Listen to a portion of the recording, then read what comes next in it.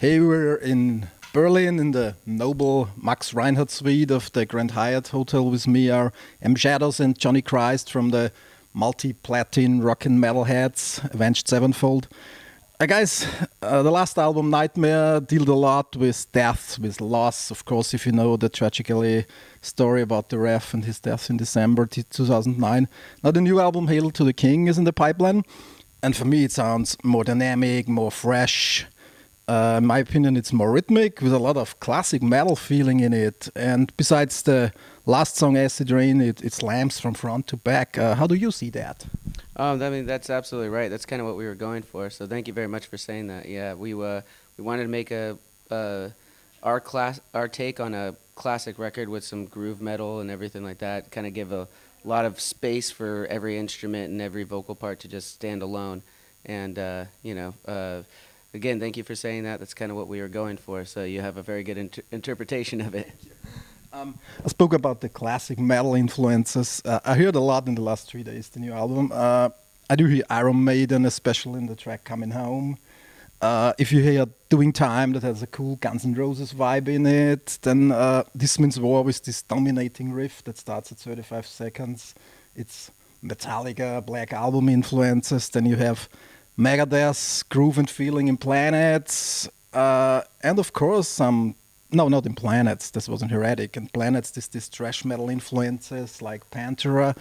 But it still sounds like Avenged Sevenfold. Was this the goal, to mix some classic metal influences and give them your own note? Yeah, dude, I like you. Yeah, He's like, he knows what's up. Yeah, it was all about, like, the first question, was very rhythmic, and we wanted to get that groove that we haven't had in metal in a long time. But I would say that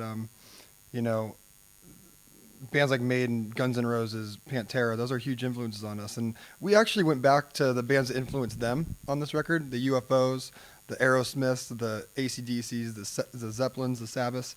And we kind of tried to see where our favorite bands were coming from. And we wanted to write a record that kind of represented that as well. So for us, yeah, it was all about the groove and power. And I like everything you just said, because it's true. Those are the bands that we were listening to.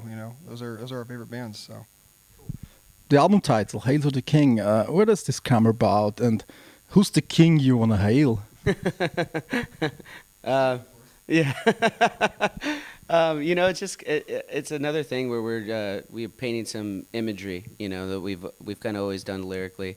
I mean, if I had to pick something, it's kind of just an image of, Renaissance time with, a ruling king that's just kind of being a dick a little bit in a way. But overall, it was just kind of something that lyrically and melodically, when we were trying to write a chorus for the song, it just kind of happened with this guy over here, and we all came in and heard it, and we're like, oh, that's perfect. It's rare to get a melody with the lyric content in the demo already, and it was just already perfect and everything, and it was what we were trying to go for.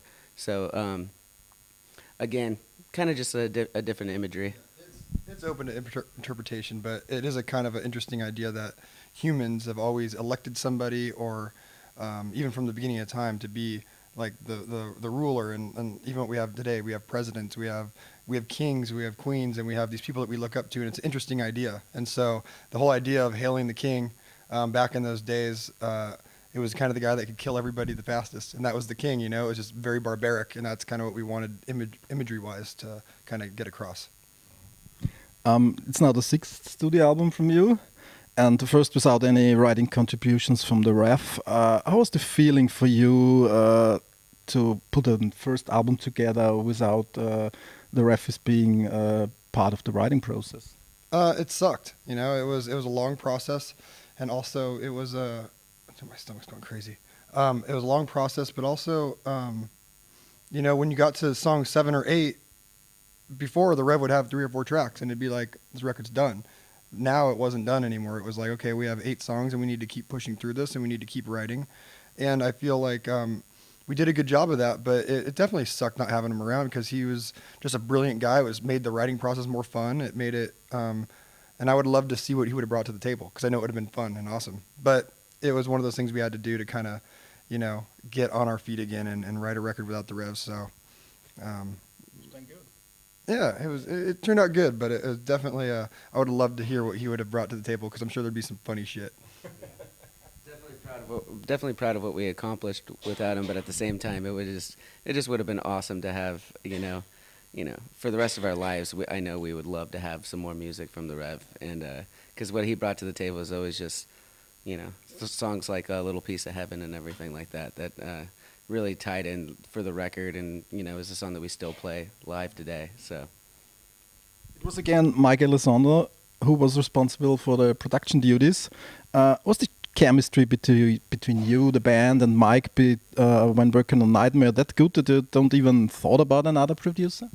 I mean, no, we really didn't. After working with Mike, he was with us while we were writing Nightmare. He was with us when we were working with Jimmy, and he was really just someone that we can trust to take our songs to the next level in a way, kind of get them to where we thought we were trying to take them. And he really just helped us out in songwriting, and he's done so many things that we really respect from him. So when we went in to do Hail to the King, it was kind of a no-brainer. Like, we knew we were going to do it with Mike Elizondo again. Production-wise, the new album is, in my opinion, very drum-orientated. I mean, there are massive drums, really powerful drums. Was this one of the goals when you worked with Mike, or was it also maybe to show the skills of Aaron, your new drummer? No, it was more, because I think Aaron is laying back a lot and just grooving a lot. And one of the goals was sonically to make the drums as big as possible. I think when you listen to Pantera records or you hear Metallica records or old Megadeth records, in that 90s time when they were doing those records, the drums were very much on top.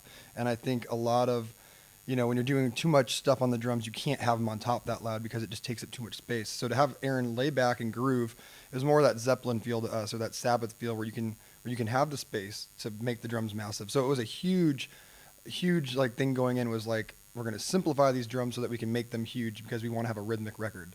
And you can't have a rhythmic record if you don't make the drums huge, and the drums can't be huge if the tones suck.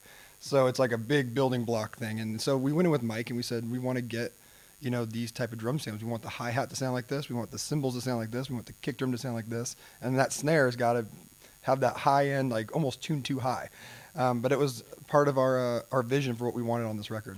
So yeah, I mean, it's the drums that were a number one important thing tone-wise. Okay, last question, because I traveled all the way from Austria, Vienna, here to Berlin just to interview you guys.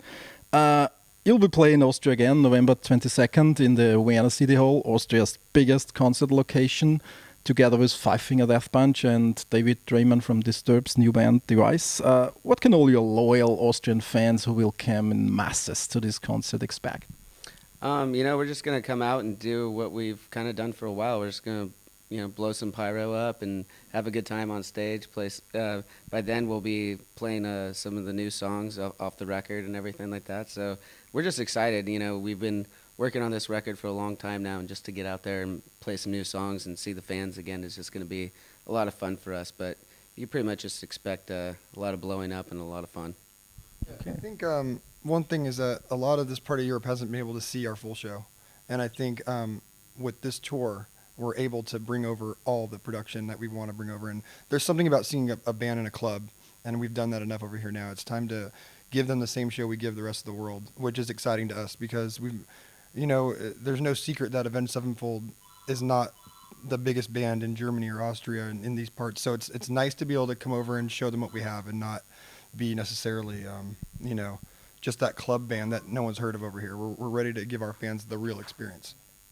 Thanks for the time, guys. Thanks for the album, and hopefully we see you in Vienna in November. Yeah. Thank you very much. Thank you very much, man. Yeah, that was awesome.